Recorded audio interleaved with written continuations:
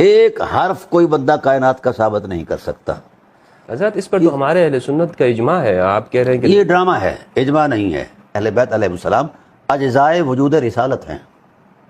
اہل بیت سے مفاضلہ وجود رسالت سے مفاضلہ ہے، اور یہ حرام ہے.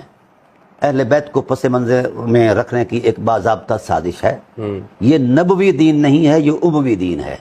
تو جس نے 4 نسلیں ذبح کروائی ہیں اس کو لا الہ الا اللہ کا شعور نہیں ہے، اور مولانا صاحبان کو آ گیا ہے گھر بیٹھے ہوئے.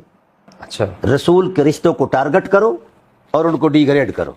یہ جو تفضیل کا یہ جو چکر ہے نا، یہ بھی اسی کا تسلسل ہے. یہ صفین کے خونی اجتہاد کا تسلسل ہے، اس کے علاوہ اس کی کوئی تاریخ نہیں ہے.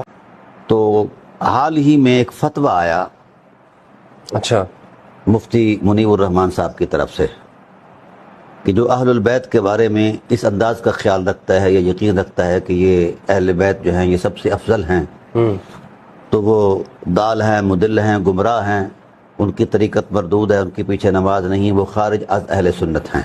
اچھا. تو جس وقت اس جبری تحکم کو میں نے فتوے کو دیکھا، اس کے بعد پھر میں نے اس کا مصدر علم تلاش کیا کہ ان کے فتوے کا جو مصدر علم ہے، ماخذ ہے، وہ کیا ہے. تو وہ مطلع القمرین تھی. بر صغیر کے ہمارے ایک مولانا ہیں، بہت بڑی شخصیت ہیں، مولانا احمد رضا خان بریلوی رحمۃ اللہ تعالی علیہ. جی. تو پھر میں نے اس کو پڑھا باقاعدہ، 15 مرتبہ پڑھا. پھر اس مسئلے کے اس نوعیت کے اعتبار سے میں نے امہات الکتب میں برگردانی کی. پھر پچھلی صدیوں تک جا پہنچا. تو ایک تحقیق کے طالب علم ہونے کی حیثیت سے میں نے جان لیا کہ اگر مفتی صاحب قبلہ منیب الرحمان صاحب کے موقف کی قوت میں اگر یہ کتاب بطور دلیل پیش کی جا رہی ہے، اور مسئلہ تفضیل شیخین کا اگر مبلغ علم اتنا ہی ہے، اس کے علاوہ اور کچھ نہیں. اچھا، تفضیل شیخین سے مطلب کیا ہے؟ کیا؟ ہاں، تفضیل شیخین سے مطلب یہ ہے کہ ہمارے اہل سنت کے ہاں ایک مسلمہ مذہب ہے. ہماری مذہبی قدروں میں سے ایک قدر ہے کہ ہم شیخین جو ہیں حضرت سیدنا ابوبکر صدیق رضی اللہ عنہ، حضرت فاروق اعظم رضی اللہ عنہ کو سب سے افضل مانتے ہیں. اچھا. ہاں جی، ایون کہ اہل بیت اطہار علیہ السلام سے بھی افضل مانتے ہیں. ہمیں یہ ضابطے کے طور پر سکھایا گیا کہ تفضیل شیخین، مسال الخفین اور حب ختنین یہ مذہب اہل سنت کی شناخت ہے. یعنی جو شخص یہ عقیدہ رکھے گا وہ تو سنی ہے، دوسرا سنی نہیں. اور جو شخص یہ عقیدہ نہیں رکھے گا وہ سنی نہیں ہوگا. اچھا، صحیح. تو جس وقت میں نے مطلع القمرین میں پیش کردہ دلائل کا جائزہ لیا اور اس کی وثاقت کا تجزیہ کیا، دیکھا، تو مجھے بڑا سا عجیب لگا مفتی صاحب. حیرت اس بات پر ہے کہ 23 سالہ حیات عصمت نبوت جو ہے، اس کے اندر بھی ایک حرف، یعنی بولنا تو دور کی بات ہے، اتفاق سے سرزد بھی نہیں ہوا کوئی ثابت کر سکتا کہ آپ نے دونوں حقیقتوں کو سامنے رکھا ہو، ثقلین کو یعنی اہل بیت کو اور شیخین کو، اور پھر اس پر مفاضلہ کیا ہو. تو جب قدرت خاموش، نبوت خاموش، اب تیسرا اعتبار آتا ہے اصحاب رسول علیہم الرضوان کا. تو میں نے وہ تاریخ پڑھی، وہ ان کی تفسیری مدرکات پڑھے، اور حیرت اس بات پر ہے کسی بھی صحابی نے کسی بھی آیت کو سامنے رکھ کر کسی تصور میں استدلال بھی نہیں کیا. پھر تابعین کا دور آیا، انہوں نے بھی نہیں کیا. اتباع تابعین کا دور آیا، انہوں نے بھی یہ چھیڑ چھاڑ نہیں کی. یہ 6 صدی ہجری میں ایک مفسر آئے ہیں ہمارے امام راضی علیہ رحمہ، انہوں نے جوڑ توڑ کر کے یہ مفاضلہ کر ڈالا ہے، اور وہی سے یہ مذہب بن گیا ہے. اور جو روایات آئی ہیں اس میں، وہ اعلیٰ حضرت علیہ رحمہ نے 18 روایات بیان کی ہیں. عجیب اتفاق یہ ہے کہ جب ان کا جائزہ لیا، تحقیق کی، تو 18 میں سے 14 روایات موضوع نکلی ہیں. اچھا. اب جو باقی 4 روایات ہیں وہ اس مفاضلے پر مضمون کی بنیاد پر ہیں ہی نہیں. ان کا اہل بیت کا تصور ہی کوئی نہیں ہے. جہاں کہیں کسی نے شیخین کی کوئی فضیلت کو بیان کیا ہے تو وہ مفاضلہ جو ہے وہ صحابہ کے مابین ہے، نہ کہ صحابہ اور اہل بیت کے مابین ہے. اچھا، یعنی میں آپ کی گفتگو سے اگر اس کو سمیٹوں تو اپنی ناظرین کی آسانی کے لیے، آپ کے کہنے کا مقصد یہ کہ قرآن میں جہاں پر صحابہ کی فضیلت اور احترام کی بات کی گئی ہے تو وہاں پر اہل بیت کے مقابلے پہ نہیں ہے. نہیں.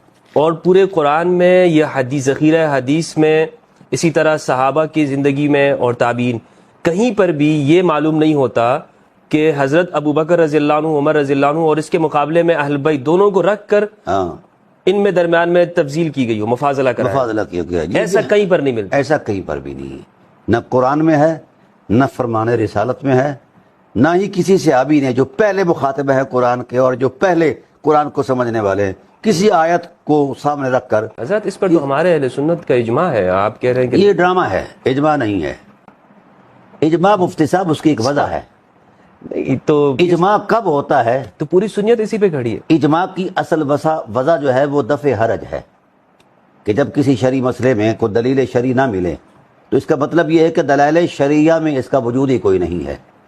رہا اس مسئلے پر جو اجماع ہے، تو اس پر تو اجماع سے پہلے مفتی صاحب میں عرض کرتا ہوں، اجماع سے پہلے دبائیات اجماع ہوتے ہیں، ایسا ہے کہ نہیں؟ جی، آج تک کوئی شخص کائنات کا، کوئی مفسر، محقق، مدقق اور کوئی فقیہ، مجتہد، کوئی بندہ اس اجماع کی دبائیات میں سے کسی ایک داعیے کی بھی نشاندہی نہیں کر سکا کسی دلیل سے، اور نہ کوئی قیامت تک کر سکتا ہے۔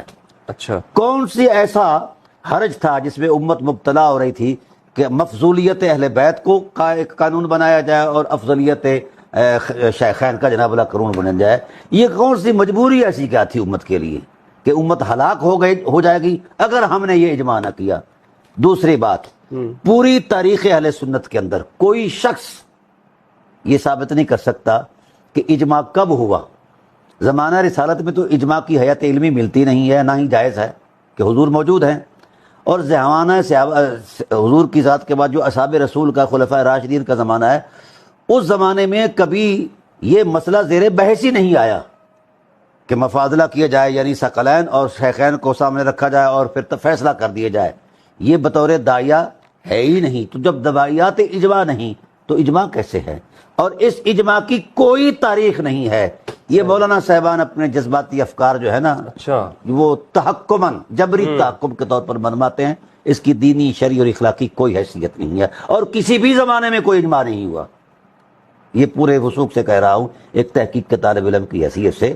یہ اجماع کے لفظ سے لوگ واقف ہیں، اجماع کی حیات علمی سے واقف نہیں ہیں۔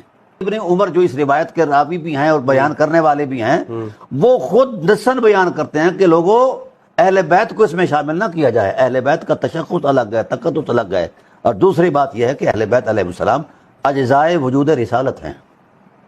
اہل بیت سے مفاضلہ وجود رسالت سے مفاضلہ ہے، اور یہ حرام ہے، اور رسول دو عالم صلی اللہ علیہ وسلم کی ذات نے خطبہ دیا ہے اس پر۔ تو آپ نے اس کے اندر ایک چیپٹر باندھا ہے، افضلیت شیخین کے مفاسد، ہاں، مسئلہ تفضیل کے مفاسد، سوری۔ ہاں، تو اس سے مراد یہ ہے کہ یعنی یہ جو عقیدہ یہ من گڑت ہے؟ بالکل 100% من گڑت مفاسد یہ ہیں۔ دیکھیے، تو رسالت پناہ عالم صلی اللہ علیہ وسلم کی ذات نے جب اس مفاضلے سے منع فرمایا اور اس کو کئی خطبات کا عنوان بنایا، تو یہ ارشاد فرمایا کہ انی تارک فیکم الثقلین۔ یہ ارشاد بڑی معروف حدیث ہے اور یہ متواتر حدیث ہے، ما ان تمسکتم لن تضلوا بعد شیئا۔ پھر فرمایا فلا تقدموہما فتہلکوا، یہ مفسدہ ہے، ان سے تقدم نہ کرو، نہ اپنی ذات کو مقدم سمجھو، نہ کسی اور کو مقدم سمجھو، اچھا، ٹھیک ہے، ورنہ کیا ہو جاؤ گے؟ ہلاک ہو جاؤ گے۔ نصاً مفسدہ بیان فرمایا زبان رسالت نے، یہ میں نہیں کہہ رہا۔ پھر فرمایا ولا تقصروہما فتہلکوا، ان کے مقام میں ایک رتی برابر بھی، سینٹی میٹر بھی جو ہے وہ کمی نہیں کرنی، اس میں بھی ہلاکت ہے۔ ولا تسبقوہما فتہلکوا، تو جب اس مفاضلے میں ہلاکت ہے تو یہ علماء نے امت کو ہلاکت میں ڈالا ہے، تقسیم ہو گئی ہے۔ اچھا، آپ یہ جو ہم دیکھتے ہیں کہ یہ امت تقسیم ہے شیعہ سنی کے درمیان، ہاں، اتنا لڑا رہے ہیں آپس میں، پوری دنیا کے اندر قتل و غارت گری ہو گئی۔ بھائی دیکھو نا، جب آپ نے اہل بیت سے محبت کا اظہار کیا تو آپ کی اس محبت نے جرم بن کر آپ کا مواخذہ کیا، آپ پر فتویٰ آ گیا کہ آپ گمراہ ہو گئے، گمراہ کن ہو گئے، اہل سنت سے خارج ہو گئے، پتہ نہیں کہاں سے کیا خارج کر دیا انہوں نے۔ تو یہ اگر خارج کرنا ہے تو اس پر دلیل تو دو، دلیل کوئی نہیں دیتے، ٹھیک ہے۔